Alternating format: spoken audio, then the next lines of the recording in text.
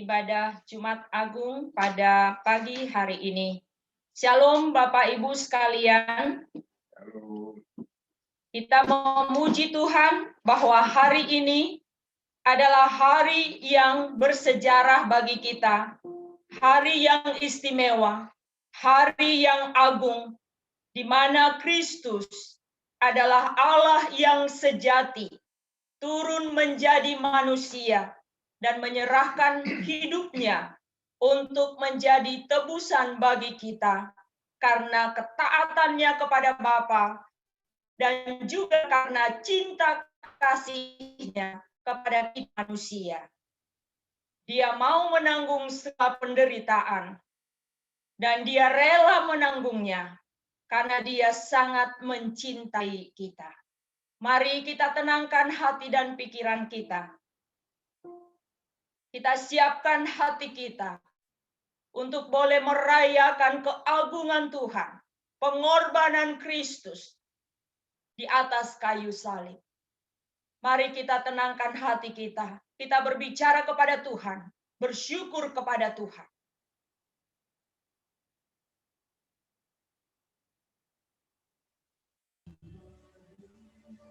Terima kasih Tuhan.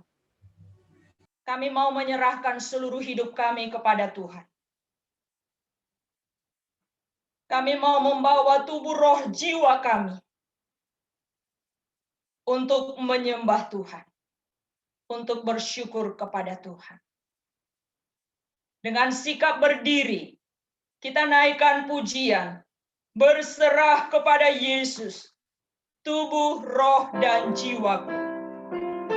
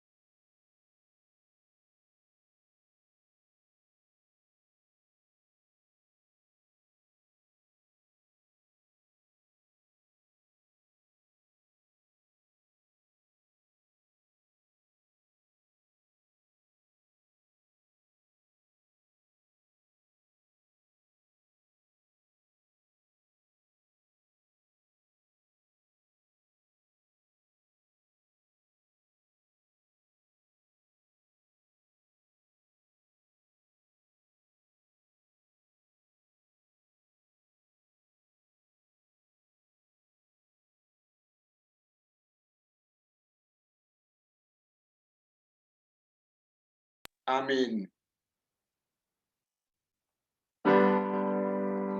Amin.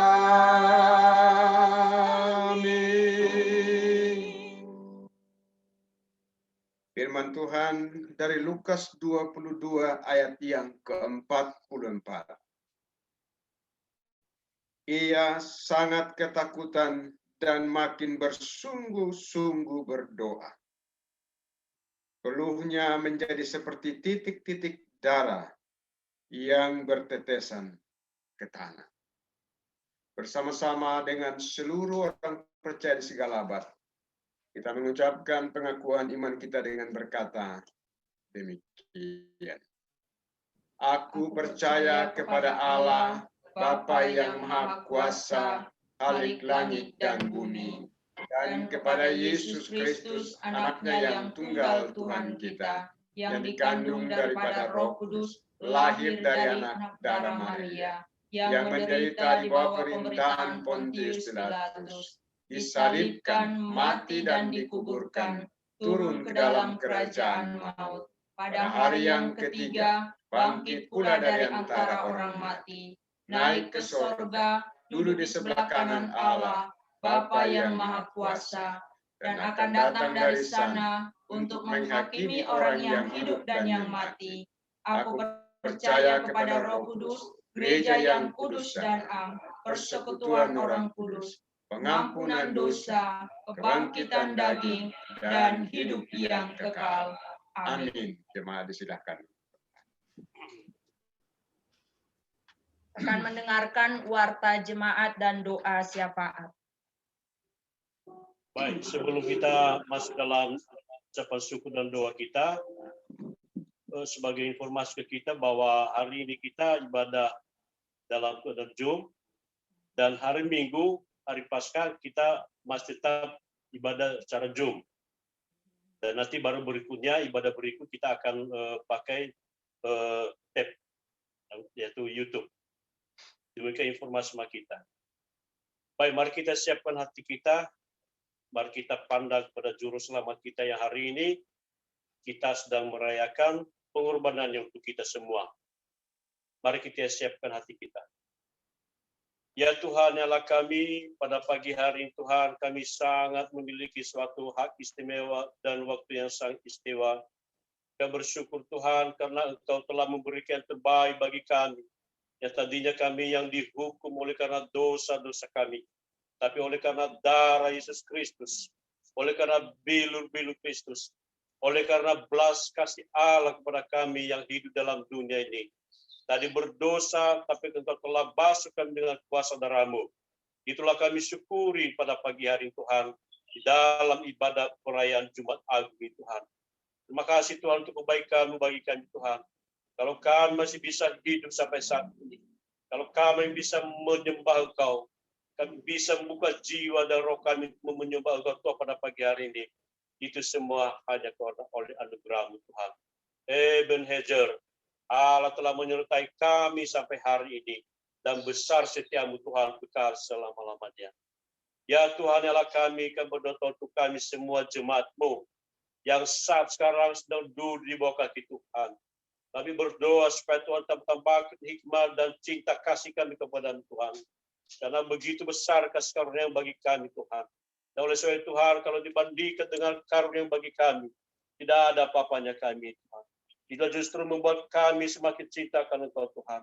Dalam kehidupan kami, dalam perbuatan kami setiap saat, kepada diri kami sendiri dengan Engkau, dan kepada diri kami sendiri dengan sesama kami, sesama antar jemaat, sesama antara kami sebagai orang tua dan anak-anak dalam keluarga kami.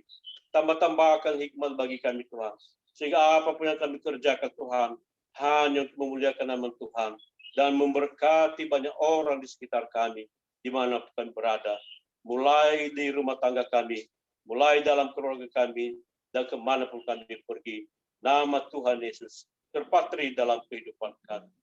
Pada pagi hari itu akan berdoa Tuhan untuk pertumbuhan iman kami. Banyak cara Tuhan untuk membuat kami bertumbuh dalam iman, yaitu persekutuan kami dengan Tuhan setiap saat. Melalui Bible reading kami, baca firman Tuhan setiap hari. Melalui renungan harian, melalui perbuatan dan tingkah laku kami setiap hari. Apapun yang kami kerjakan akan membuat kami semakin cinta akan Tuhan. Dan orang lain akan semakin mengenal Yesus melalui perbuatan kami. Taruhkan itu dalam hati kami, Tuhan. Terima kasih Tuhan, terima kasih. Sehingga hidup kami, hidup yang diberkati, dan hidup berlimpah kasih dan memberkati banyak orang. Pada pagi hari itu akan berdoa untuk seluruh jemaat Makedonia. Ada yang masih dalam keadaan kesusahan oleh karena sakit secara tubuh jasmani. Kami berdoa dalam nama Tuhan Yesus. Engkau menjamah Tuhan. Dan sekaligus dalam memperingati akan sesar yang telah kau terima dan derita pada hari ini Tuhan. Mengingatkan akan dan kurang sehat. Secara jasmani mereka terhibur karena oleh darah Kristus itulah yang sanggup dan mampu untuk memberikan kesehatan dan kemuliaan bagi mereka. Tuhan Yesus kami teringat untuk hamba Bapak Diki. Tuhan kau tolong juga hamba-Mu Tuhan dalam pemberian. Untuk berikan pemulihan bagi hamba-Mu secara khusus Tuhan dalam nama Tuhan Yesus. Terus kami berdoa Tuhan juga orang tua kami yang kami kasih. Orang tua saudara kami Abel. Tuhan kau tolong mereka juga berdoa. Supaya tetap dalam pemeliharaan Tuhan. Dan Tuhan bangkitkan semangat untuk melewati masa-masa kesulitan sakit dalam tubuh jasmani mereka.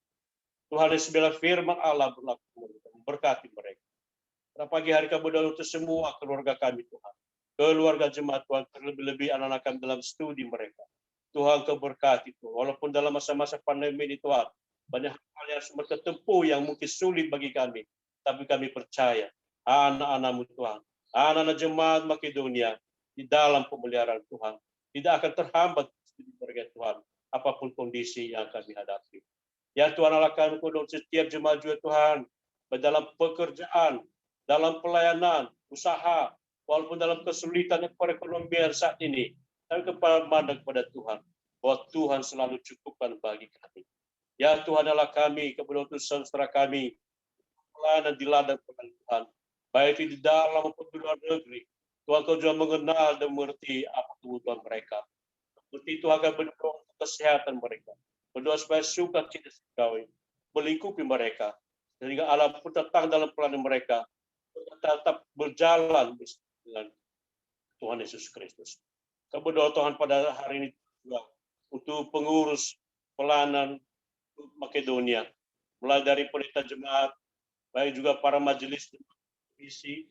Tuhan kau berikan kami kekompakan, kebersamaan dalam menghadapi mengelola pelayanan di tengah-tengah majelis.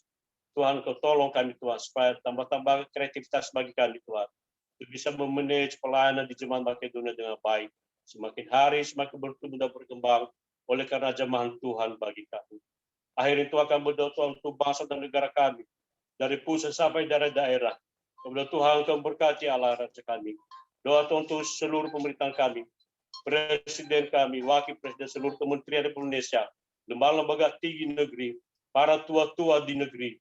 Tuhan kau berkati, kau berkendak mengendalikan mereka Tuhan, dalam melaksanakan tugas dan tanggung jawab mereka, untuk memanage kehidupan kesetaraan bangsa dan negara kami. Terima kasih Tuhan Yesus, berkati gereja-gereja Tuhan yang hari ini beribadah. Tuhan kau berkati lindungi, jauhkan dari tangan-tangan si jahil, jauhkan dari tangan-tangan yang mengganggu keamanan, kenyamanan hamba-hamba Tuhan, bahkan juga jemaat-jemaat dimanapun yang sedang beribadah pada hari Tuhan. Kami bersyukur pada Tuhan, khusus itu yang hadir dalam ibadah pagi hari Tuhan, biarlah diberkati oleh Tuhan, berikan sukacita oleh Tuhan, kesempatan indah ini Tuhan, untuk duduk bersama memuji menyembah Allah kami, dan mendengarkan firman Allah pada pagi hari ini. Bila doa dan permohonan kami kepada-Mu Tuhan, yang kami alaskan dalam nama Tuhan kami Yesus Kristus, dan yang sudah mengajar kami berdoa demikian. Bapa kami di surga, dikuduskanlah nama-Mu, datanglah kerajaan-Mu, jadilah kehendak-Mu di bumi seperti di surga. Berikanlah kami pada hari ini makanan kami yang secukupnya, dan ampunilah kami akan kesalahan kami, seperti kami juga mengampuni orang bersalah kepada kami, dan janganlah membawa kami ke dalam pencobaan, tapi lepaskanlah kami daripada yang jahat. Karena Engkau yang punya kerajaan dan kuasa dan kemuliaan sampai selama-lamanya. Amin. Amin. Puji Tuhan, kita akan bermazmur bagi Tuhan. Saya mengajak Bapak Ibu Jemaat membuka Alkitabnya masing-masing dari Mazmur 22 ayat yang ke-28 sampai ayat 32. Mazmur 22 ayat 28 sampai ayat 32. Dengan sikap berdiri, kita akan membacakan Mazmur ini secara bersama-sama. 2, 3. Segala ujung bumi akan mengingatnya dan berbalik kepada Tuhan, dan segala kaum dari bangsa-bangsa akan sujud menyembah di hadapannya. Sebab Tuhanlah yang empunya kerajaan, dialah yang memerintah atas bangsa-bangsa. Ya, kepadanya akan sujud menyembah semua orang sombong di bumi. Di hadapannya akan berlutut semua orang yang turun ke dalam debu dan orang yang tidak dapat menyambung hidup. Anak-anak cucu akan beribadah kepadanya dan akan menceritakan tentang Tuhan kepada angkatan yang akan datang. Mereka akan memberitakan keadilannya kepada bangsa yang akan lahir nanti, sebab ia telah melakukannya. Puji Tuhan. Dia Tuhan yang berkuasa. Dia Tuhan yang ajaib. Dia sungguh layak menerima pujian.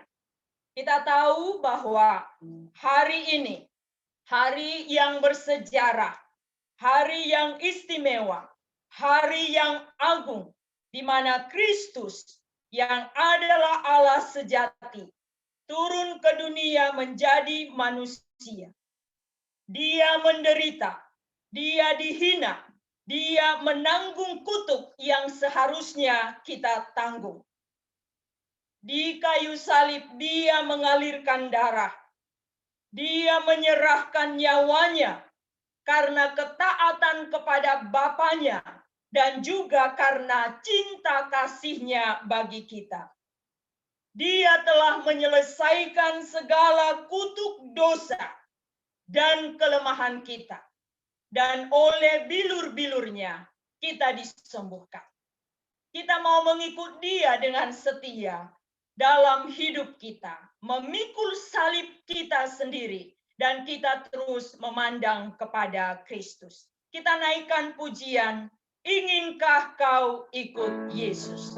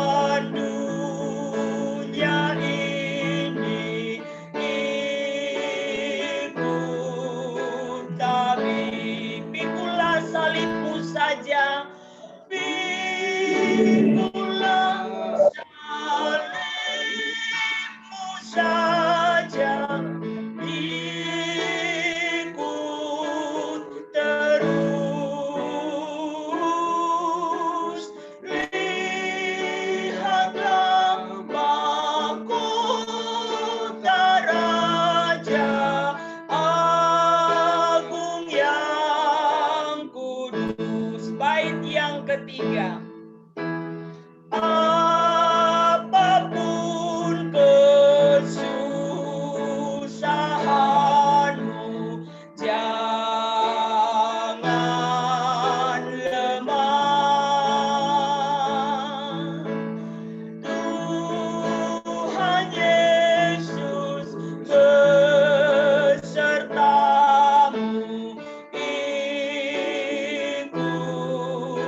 tetap. Pikulah salibmu saja, pikulah salibmu saja, ikut terus. Lihatlah mahkota Raja Agung yang kudus. Syair yang ketiga mengingatkan kita, apapun kesusahanmu, jangan lemah. Tuhan Yesus besertamu, ikut tetap. Dengan mengikut Tuhan yang telah mengerjakan karya agung di Golgota, kita akan menjadi kuat. Kita akan menjadi pemenang karena Kristus sudah mengalahkan maut. Amin. Kita mau menyembah Tuhan. Kita mau meninggikan Tuhan. Karena kasih yang sejati Dia telah berikan kepada kita. Itulah pengorbanannya di atas kayu salib. Kita naikkan pujian, kasih yang terindah, hati yang mulia. Kita dapat temukan di dalam Yesus yang telah menyerahkan nyawanya dan hidupnya bagi kita. Kasih yang terindah,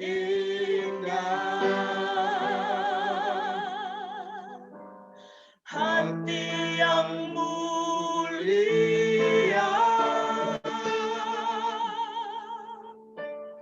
hanya ku temukan di dalam-Mu, Yesusku.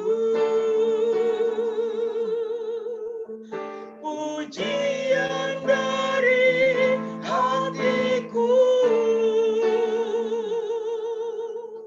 selalu di setiap waktuku. Tiada pernah berubah kasih-Mu.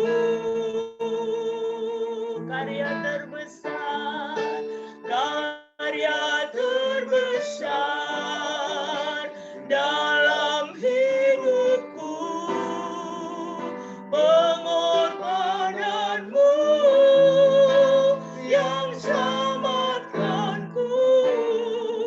Engkaulah harta yang tak ternilai, yang ku miliki dan ku hargai. Yesus, Engkau bukan bumi. Kasih yang terindah, hati yang mulia,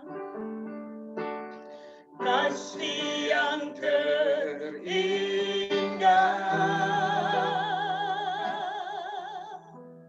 hati yang mulia,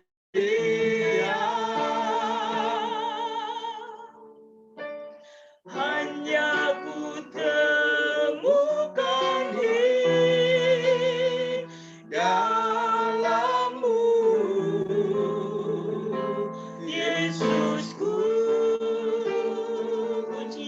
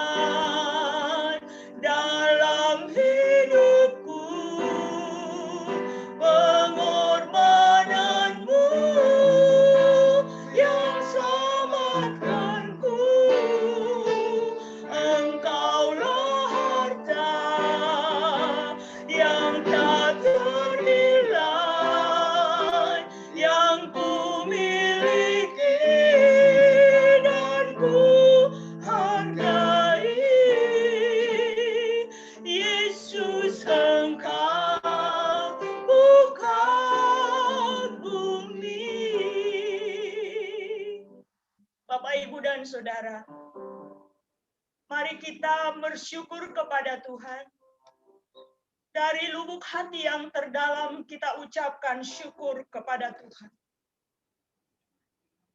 Karena Dia telah menanggung segala kutuk yang seharusnya kita tanggung. Dia dihina, Dia diludahi, tetapi Dia tidak sedikit pun mundur. Karena Dia datang untuk mengorbankan nyawanya. Ketika Dia dicaci maki, Dia tidak membalas. Dan Dia mengajarkan kita untuk meneladani Kristus. Terima kasih Tuhan. Dengan apa kami dapat membalas segala karya pengorbanan-Mu. Kami menyembah Engkau Raja di atas segala raja. Engkau turun dari sorga memberikan tubuh-Mu untuk dihancurkan. Memberikan darah-Mu mengalir untuk menyucikan kami manusia berdosa. Kami hanya dapat bersyukur kepadamu ya Tuhan. Dengan apapun dalam hidup kami tidak dapat membalas kebaikan-Mu. Karena pengorbanan kami bukan pengorbanan untuk menebus dosa. Tapi biarlah kami terus bersyukur kepada Tuhan. Melayani Tuhan dengan giat selagi Tuhan masih memberikan kami hidup. Ada waktunya kami tidak bisa melayani. Ada waktunya kami tidak dapat lagi beribadah. Tetapi kami bersyukur Engkau memberi kesempatan yang berharga ini. Di hari yang agung ini karena pengorbanan-Mu, kami disadarkan betapa mahalnya darah-Mu, betapa berharganya pengorbanan-Mu, supaya kami tidak binasa. Terima kasih Tuhan. Kami bangga memiliki Allah seperti Engkau. Biarlah Engkau menjadi teladan bagi hidup kami ketika menghadapi pergumulan. Ketika menghadapi penderitaan, kami tidak mundur. Tetapi kami terus maju karena Tuhan. Engkau sudah menanggung segala kutuk yang seharusnya kami tanggung. Terima kasih Tuhan. Bapak Ibu, mari kita siapkan hati mendengar firman Tuhan. Kita naikkan ref dari pujian ini.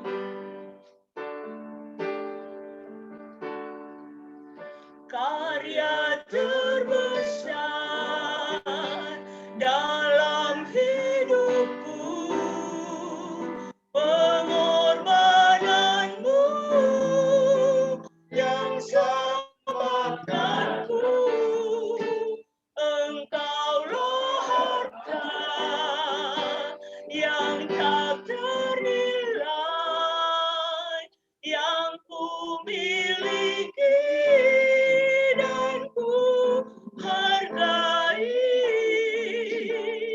Yesus Engkau kagumi, Yesus Engkau kagumi, Yesus Engkau kagumi.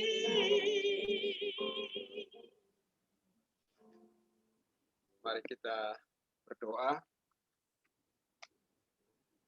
Bapa di surga, kami bersyukur kepadamu pada pagi hari ini. Untuk kesempatan yang Tuhan anugerahkan, kembali kami mengingat peristiwa salib. Bahwa pengorbanan-Mu sungguh ajaib dan luar biasa. Dan kami tidak dapat membalasnya dengan apapun. Kami hanya mau bersyukur. Kami hanya mau berterima kasih, memuji dan menyembah Engkau, Raja di atas segala raja. Terima kasih saat ini kami akan mendengarkan suara-Mu. Hamba berdoa kiranya Roh-Mu menolong, memberi pengertian, sehingga lewat firman-Mu menuntun kami, membawa kami untuk tetap setia mengasihi Tuhan sekalipun di tengah kesulitan. Kau urapi hamba-Mu dan seluruh umat-Mu yang mendengarnya. Di dalam nama Tuhan Yesus kami berdoa. Haleluya. Amin. Jemaat silakan dulu kembali.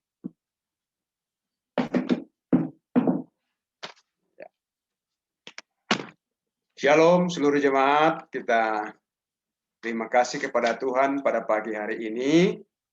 Kita masih bisa beribadah, memuji, menyembah Tuhan, dan mendengarkan suara Tuhan. Ya. Mari kita membuka Alkitab kita dari 1 Petrus pasal yang kedua.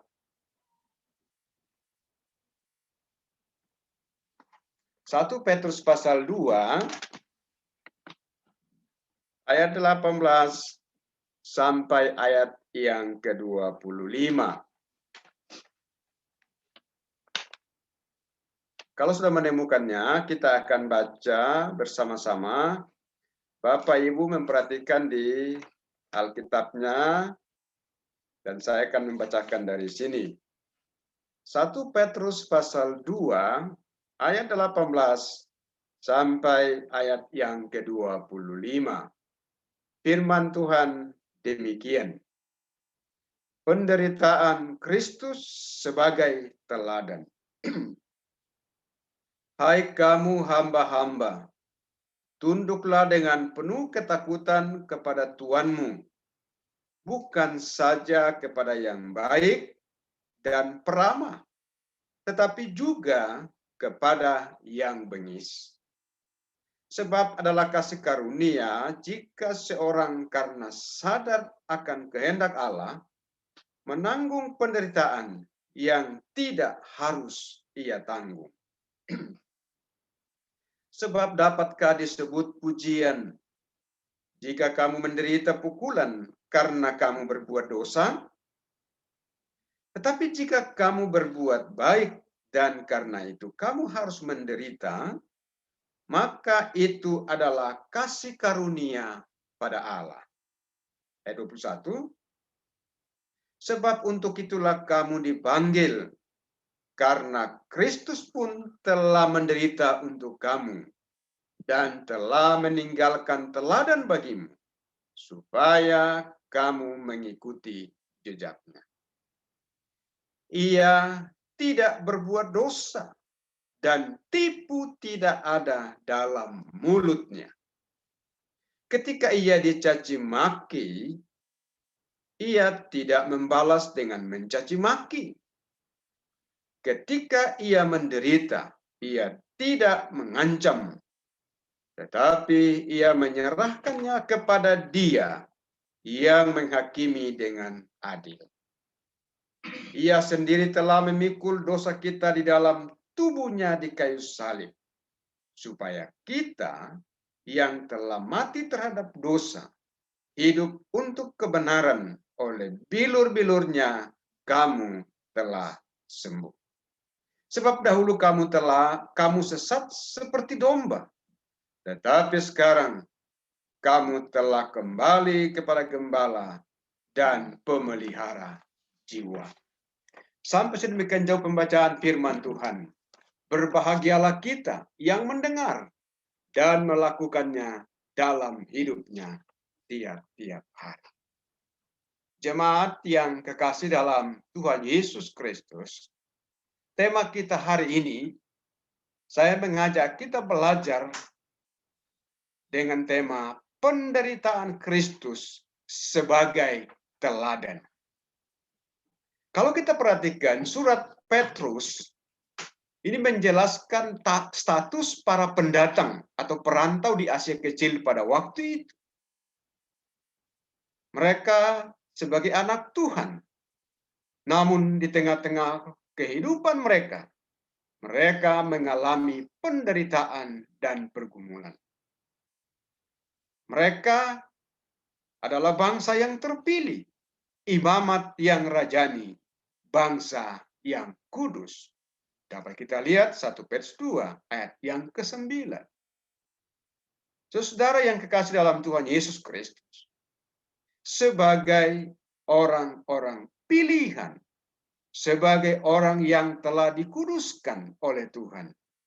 Mereka harus melakukan yang baik untuk membuktikan bahwa mereka tetap bersukacita di dalam Tuhan, meskipun sedang dalam kesulitan dan penderitaan. Coba kita perhatikan 1 Petrus 1 ayat 6 dan 7. 1 Petrus 1 ayat 6 dan 7. Bergembiralah akan hal itu, sekalipun sekarang ini kamu seketika harus berduka cita oleh berbagai-bagai pencobaan. Maksud semuanya itu ialah untuk membuktikan kemurnian imanmu yang jauh lebih tinggi nilainya daripada emas yang fana, yang diuji kemurniannya dengan api, sehingga kamu memperoleh puji-pujian dan kemuliaan dan kehormatan pada hari Yesus Kristus menyatakan diri. Jadi Petrus menguatkan orang perantau, anak-anak Tuhan di perantauan di Asia Kecil yang sedang mengalami penderitaan, mengalami tekanan, mengalami kesulitan.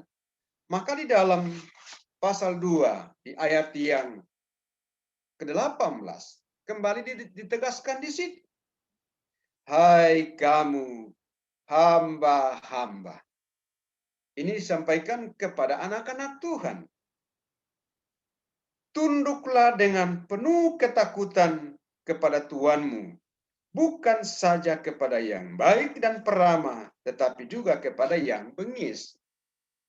Tunduklah dengan penuh ketakutan, bukan takut dalam pengertian seperti yang kita pahami. Tetapi Petrus menekankan, mengingatkan supaya mereka sebagai anak Tuhan tetap tunduk, menghormati, menghargai Tuhan mereka. Itulah majikan mereka. Maka dikatakan di situ, bukan saja kepada yang baik dan peramah, tetapi juga kepada yang bengis. Tidak mudah ya Bapak Ibu. Kalau kita tunduk, kita hormat kepada yang baik, yang ramah, yang santun, saya pikir itu sangat mudah. Tetapi Petrus mengingatkan anak-anak Tuhan, tunduklah termasuk kepada yang bengis. Sama kaitannya dalam Efesus. Hai anak-anak, hormatilah ayah dan ibumu. Ya. Di situ tidak jelaskan, hormatilah orang tuamu yang baik-baik saja, yang punya penghasilan banyak. Tetapi hormatilah ayah dan ibumu di dalam Tuhan. Ya, entah dia punya penghasilan banyak atau sedikit, entah dia baik atau tidak, memang di situ tidak jelaskan. Sama dengan di sini, hormatilah, tunduklah, hargailah pemimpin-pemimpinmu, tuan-tuanmu, bukan hanya yang baik, bukan hanya yang peramah, tetapi juga kepada yang bengis. Inilah nasihat Petrus. Tujuannya supaya mereka dapat menjadi kesaksian, mereka dapat menjadi contoh di tengah-tengah situasi yang sulit. Nah, Bapak Ibu Saudara, jemaat yang saya kasih dalam Tuhan Yesus Kristus. Pada pagi hari ini, saya mengajak kita belajar beberapa prinsip rohani. Teladan Kristus dalam penderitaannya. Yang pertama, taat kepada Bapaknya. Dalam ayat yang 18 sampai 21, khususnya dalam ayat 21 dijelaskan demikian. Sebab untuk itulah kamu dipanggil. Karena Kristus pun telah menderita untuk kamu. Taat kepada Bapaknya. Tuhan Yesus dan tunduk dan taat kepada perintah Bapaknya yaitu untuk melaksanakan karya penebusannya di kayu salib. Kristus pun telah menderita untuk kamu. Dia menderita bukan karena berbuat dosa, bukan karena kesalahannya, bukan karena kejahatan. Kalau kita perhatikan dalam Filipi pasal 2 ayat 8, di sana dijelaskan, dan dalam keadaan sebagai manusia, ia telah merendahkan dirinya dan taat sampai mati, bahkan sampai mati di kayu salib. Bapak, Ibu, Saudara yang kekasih dalam Tuhan Yesus Kristus, Kristus kepada Bapaknya melaksanakan karya penebusan, dan penderitaan yang dialami, penderitaan yang luar biasa. Coba kita baca Yesaya 53. Kita perhatikan di situ bagaimana nubuatan Yesaya, penderitaan yang akan dialami oleh Kristus. Yesaya 53 ayat 7. Di sana dijelaskan demikian. Dia dianiaya, tetapi dia membiarkan diri ditindas dan tidak membuka mulutnya seperti anak domba yang dibawa ke pembantaian.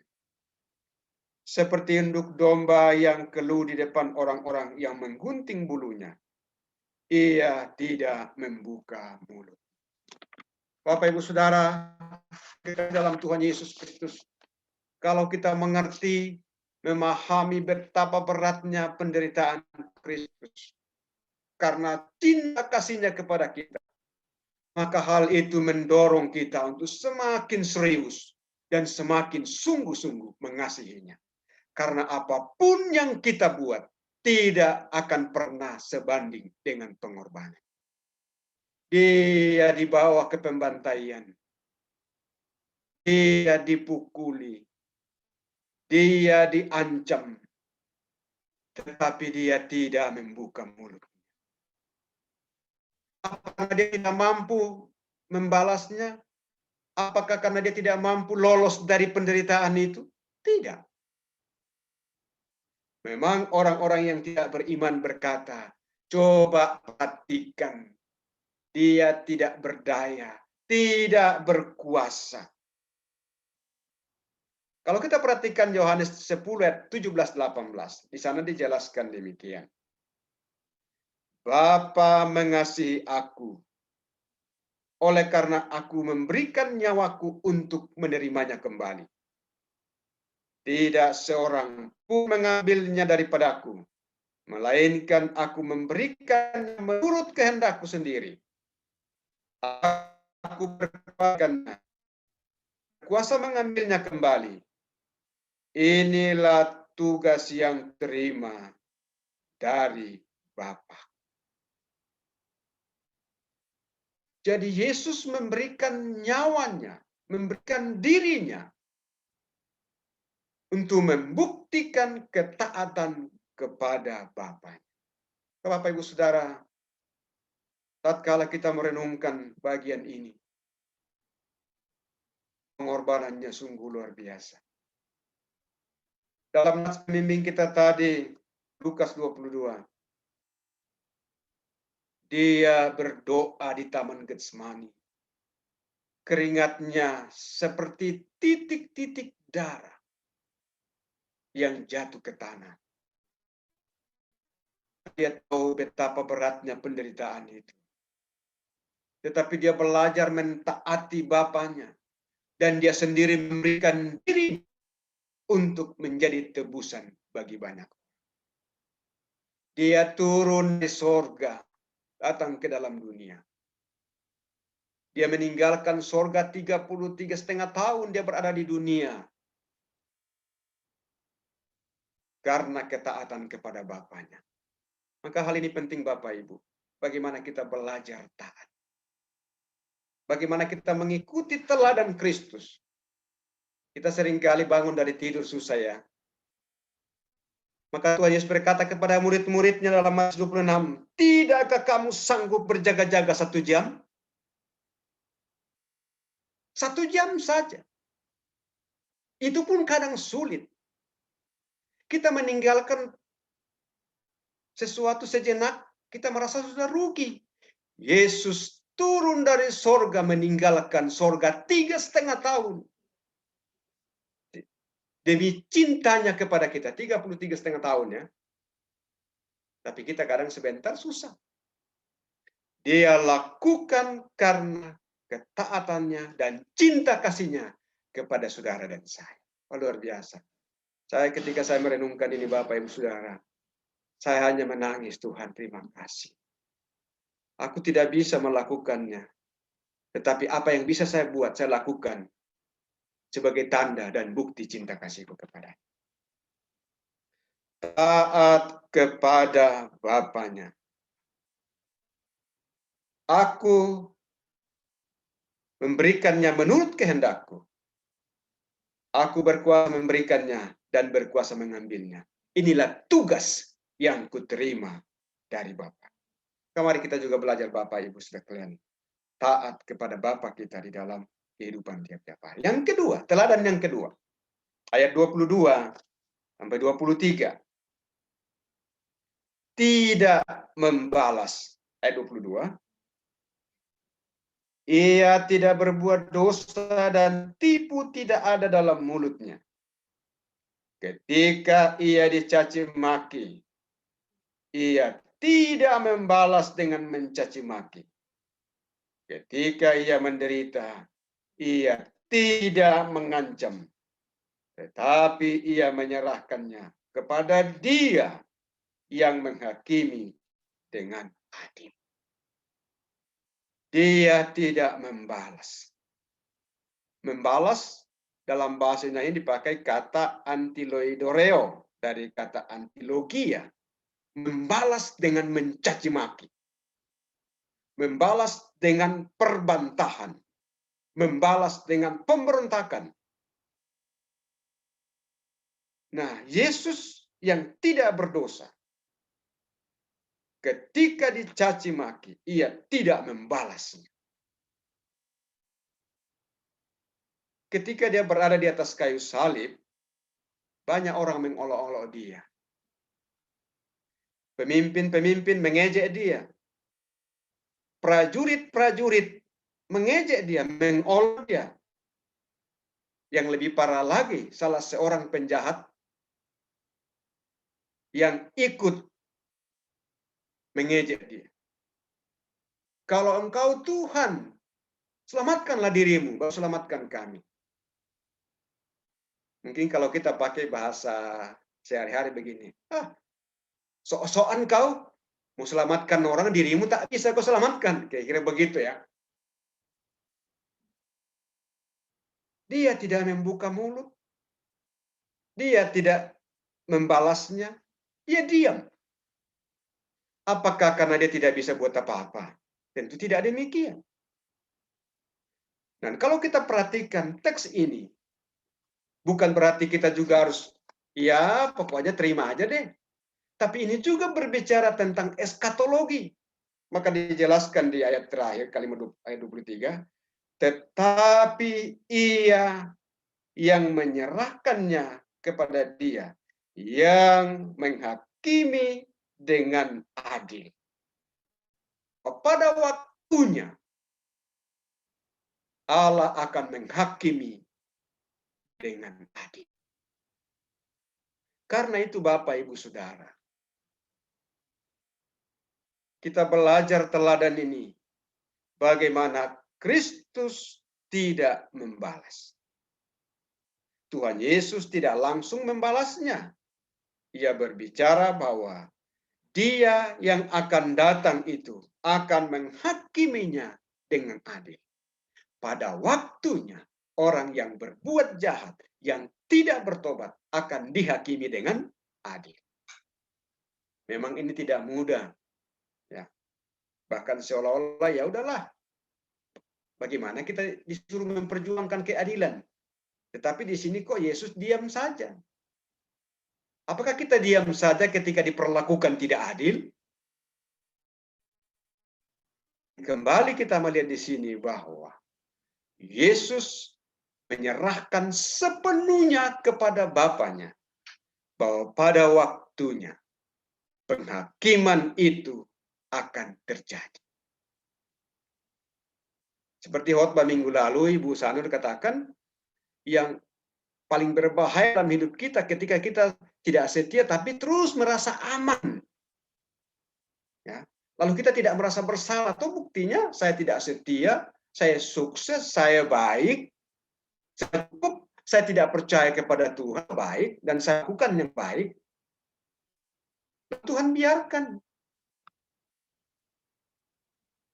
Nah, saudara-saudara yang kekasih dalam Tuhan Yesus Kristus, Yesus memberikan teladan bagi kita bahwa ketika dicaci maki, dia tidak membalasnya.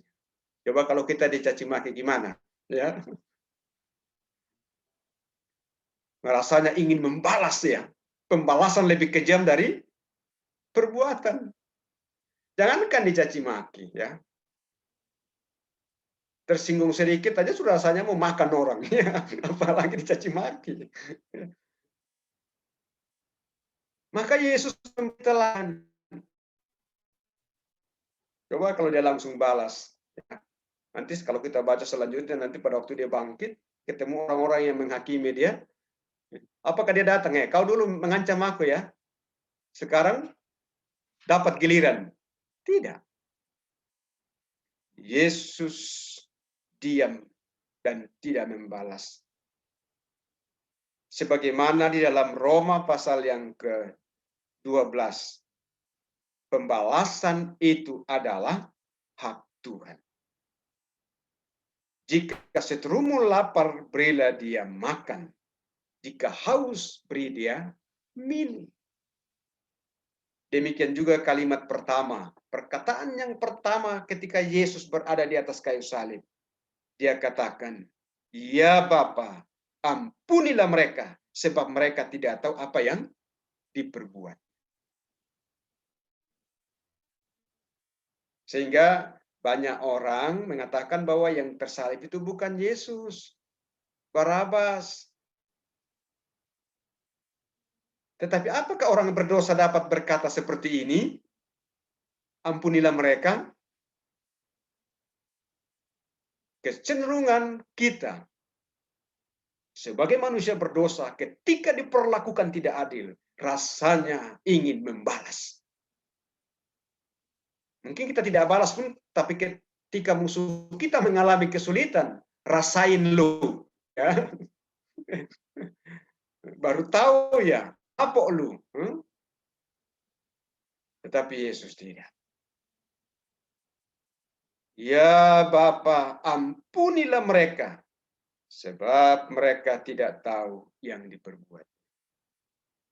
Termasuk yang disalib itu pun ngoceh dia.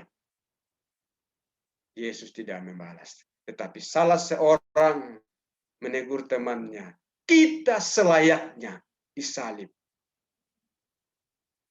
Lalu dia berkata kepada Yesus, ingatlah akan aku ketika engkau di Firdaus. Apa jawab Yesus? Hari ini juga. Memang tidak mudah Bapak Ibu. Ketika kita diperlakukan tidak adil. Ketika kita difitnah. Ketika direndahkan. Diremehkan. Dianggap tidak berguna. Rasanya ingin membalas. Coba kalau kita lihat di televisi. Ya, seringkali terjadi pembunuhan hanya gara-gara 10.000. Uang parkir 500. Sebenarnya bukan masalah duitnya di situ. Tapi karena hatinya terluka, maka dia rela membalas dengan taruhan nyawa. Hanya karena kata-kata. Tapi Yesus, dia tidak membalas. Orang-orang di sekitarnya, pemimpin-pemimpin, termasuk penjahat, dia berdoa kepada Bapaknya. Ya Bapa, ampunilah mereka, sebab mereka tidak tahu apa yang diperbuat. Ini teladan yang luar biasa. Maka mari kita juga belajar Bapak Ibu. Di tengah-tengah keluarga kita. Orang tua dengan anak. Anak dengan orang tua. Menantu dengan mertua. Seringkali terjadi banyak masalah. Karena sakit hati, dendam. Hati yang luka tidak diselesaikan. Maka ingin membalas. Tetapi lewat peristiwa salib. Kita perlu belajar dari teladan Yesus ketika diperlakukan tidak adil. Dia tidak membalas caci maki dengan caci maki. Ia tidak mengancam ketika ia menderita. Melainkan ia menyerahkan kepada Bapa. Ini sikap rohani yang perlu kita belajar. Ketika orang memperlakukan kita tidak adil. Ketika kita difitnah, kita direndahkan. Serahkan kepada Tuhan. Karena pembalasan itu adalah hak Tuhan. Dan pada waktunya ketika seseorang tidak bertobat, akan dihakimi oleh hakim yang adil. Itulah Yesus Kristus yang tersalib, yang kita peringati kematiannya pada hari ini. Dia tidak membalas. Bapak Ibu Saudara yang kekasih dalam Yesus Kristus. Teladan yang ketiga, ayat 24. Dia rela menanggung penderitaan kita. Ia sendiri telah memikul dosa kita di dalam tubuhnya di kayu salib. Supaya kita yang telah mati terhadap dosa, hidup untuk kebenaran oleh bilur-bilurnya, kamu telah sembuh. Sebab dahulu kamu sesat seperti domba, tetapi sekarang kamu telah kembali kepada gembala dan pemelihara. Bapak Ibu Saudara yang kekasih dalam Tuhan Yesus Kristus. Dia sendiri memikul dosa kita di dalam tubuhnya di kayu salib. Supaya kita yang telah mati, yang terpisah dengan Allah, kembali hidup di dalam kebenaran dan untuk kemuliaan Allah. Maka dijelaskan dalam Roma 6 ayat 11. Demikianlah hendaknya kamu memandangnya. Bahwa kamu telah mati bagi dosa, tetapi kamu hidup bagi Allah dalam Kristus Yesus. Bapak Ibu Saudara yang saya kasih dalam Tuhan Yesus Kristus. Mari kita merenungkan betapa cinta kasih Tuhan dalam hidup kita. Dia yang tidak berdosa, dijadikan dosa karena kita. Sehingga dia memikul dosa kita di dalam tubuhnya. Sendiri di kayu salib. Yang seharusnya Bapak, Ibu, Saudara, dan saya terpaku karena dosa kita. Tetapi karena cinta Kristus kepada saudara dan saya. Maka kita digantikan. Kita yang terhilang. Kita yang seharusnya binasa. Dia menggantikan posisi kita. Supaya kita kembali kepada gembala dan pemelihara jiwa. Maka Bapak Ibu Saudara, mari kita makin setia.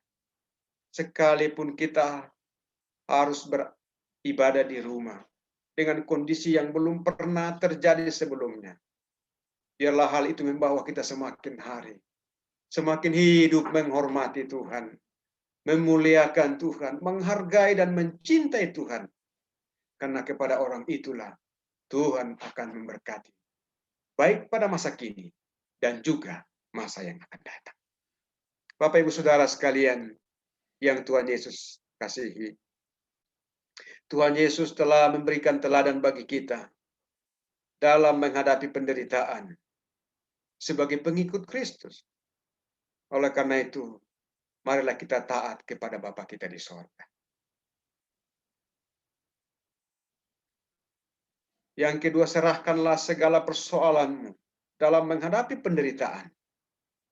Dan ingat bahwa kita tidak sendiri. Kristus adalah Alfa dan Omega. Dia yang awal dan yang akhir. Dia Allah yang kekal. Artinya, dia hadir dalam setiap detik di dalam kehidupan kita. Itulah yang disampaikan kepada jemaat di perantauan. Tetaplah kamu taat. Tunduklah. Buktikan bahwa kamu mengasihi Tuhan. Dan yakinkan mereka bahwa karena Kristus kamu punya pengharapan yang pasti. Dengan satu tujuan. Melalui kesaksian hidupmu. Mereka boleh percaya. Dan yang terakhir. Janganlah kita membalas jahat dengan jahat. Serahkanlah kepada Dia yang akan menghakimi dengan adil. Dia Allah yang adil. Dia akan menyatakan keadilannya pada waktunya. Karena itu, tatkala kita berada di tengah-tengah penderitaan, kesulitan karena Dia, tetaplah berharap kepadanya. Angkatlah hatimu kepadanya. Pandanglah wajahnya. Maka Dia dengan cinta kasihnya juga akan memperhatikan kita, menolong kita, memelihara, dan meneguhkan kita. Sehingga kita tetap setia, sekalipun di tengah-tengah kesulitan. Serahkanlah segala kekhawatiranmu, ketakutanmu kepadanya. Dia telah menyerahkan yang termahal, itulah nyawanya, apalagi yang lain. Dan orang yang mengasihi Dia akan menikmati janji Tuhan, pertolongan Tuhan, pemeliharaan Tuhan, keadilan Tuhan di dalam kehidupannya. Doa dan harapan saya, lewat firman Tuhan ini, kita belajar. Walaupun memang hal itu tidak mudah, tapi belajarlah kepada Kristus. Taat kepada Bapa. Jangan membalas dan menyerahkan hidup kita sepenuhnya kepada Dia. Karena di dalam Dialah kita dapat menikmati kekuatan yang berlimpah-limpah. Tuhan Yesus memberkati kita sekalian. Amin. Mari kita berdoa. Bapa kami di sorga, Bapa yang mengasihi kami dengan kasih yang tidak terbatas. Ketika Engkau dicaci maki, Engkau dipaku, Engkau ditombak, Engkau tidak membuka mulut. Dan Engkau lakukan semua hal itu karena cinta kasih-Mu kepada kami orang berdosa. Supaya kami yang berdosa beroleh pengampunan, beroleh keselamatan di dalam Engkau. Tuhan tolong kami dalam menjalani kehidupan ketika kami diperhadapkan dengan berbagai macam kesulitan. Kuatkan, teguhkan kami, agar kami tetap memandang kepadamu, bahwa Engkau pun tidak membiarkan kami berjalan sendiri. Terima kasih, hamba berdoa kiranya Roh Kudus melanjutkan firman, mengaplikasikan dalam hidup kami, agar kami pun tetap setia di dalam mengiring Tuhan, sampai Engkau datang kembali kali yang kedua. Terpujilah nama-Mu, kekal selama-lamanya. Di dalam nama Tuhan Yesus kami berdoa. Haleluya. Amin. Tuhan Yesus memberkati.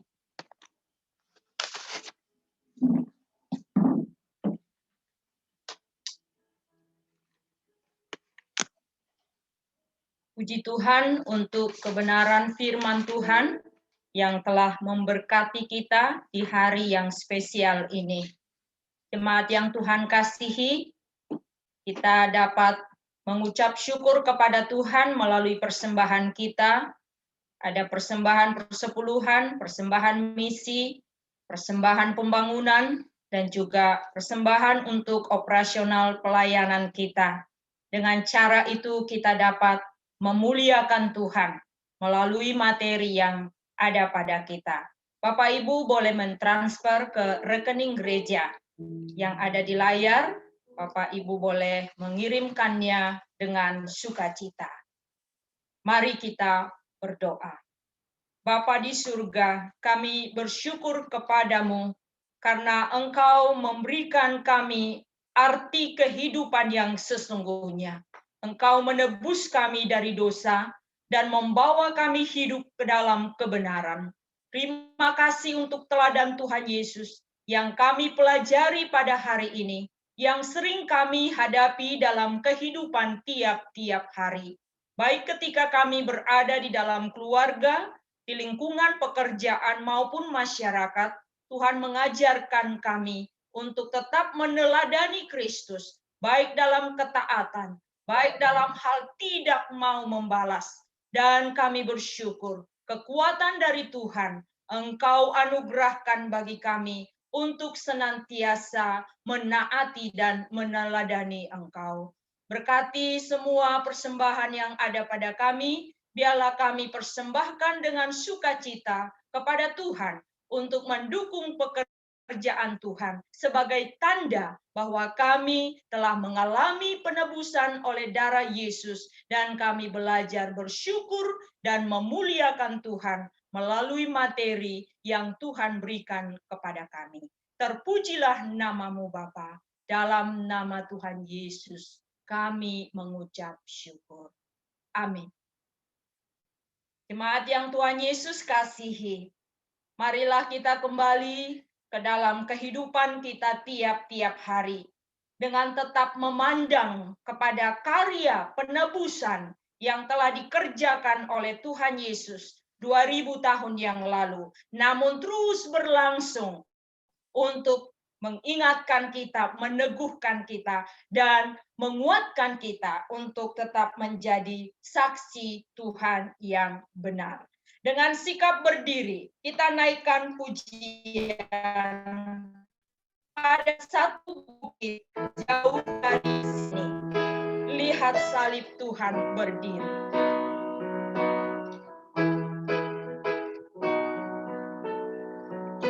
Ada satu bukit jauh dari sini, lihat salib Tuhan berdiri. Sepotong kayu kasar, tanda dosa besar, di sana Tuhan ku telah mati. Ku datang pada salib itu, ku datang pada salib itu. Ku kenangkan cinta Tuhanku. Ya ku jatuh pada kakinya.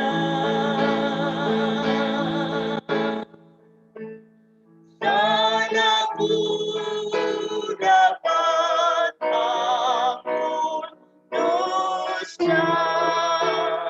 Oh kayu yang kasar, oh kayu yang kasar, yang dihina dunia, berikan kelepasan yang tetap. Akulah sebabnya Tuhan ke Golgota, menebus dosaku semua. Ku datang pada salib, ku datang pada salib itu. Ku kenangkan cinta Tuhanku. Ya ku jatuh pada kakinya. Sana ku dapat ampun dosa. Mari kita berdoa. Terima kasih, kami bersyukur kepada-Mu sudah menolong dalam ibadah kami, mengingat kembali peristiwa salib, bahwa di atas bukit Golgota Engkau mengalirkan darah menebus kami. Terima kasih Tuhan. Dengan apakah kami dapat membalas selain mengucap syukur dan berterima kasih. Hamba berdoa sekali lagi untuk seluruh jemaat, supaya Tuhan teguhkan, Tuhan pelihara iman masing-masing. Ketika dalam pergumulan, bahwa kami tetap berharap kepada Tuhan, bahwa Engkau tidak pernah membiarkan kami. Terima kasih Bapa. Terpujilah nama-Mu kekal selama-lamanya. Kita akan memasuki seluruh aktivitas kita ke depan dan mohon berkat dari Tuhan. Kiranya kasih dari Allah Bapa, anugerah dari Tuhan Yesus Kristus, dan persekutuan dengan Roh Kudus, kiranya menuntun, menolong, memelihara, memberkati saudara sekalian, mulai saat ini sampai selama-lamanya. Amin. Amin. Amin.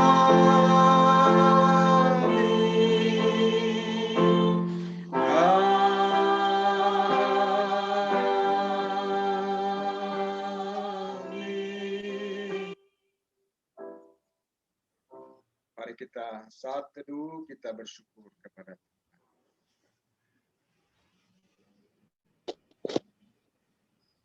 Amin.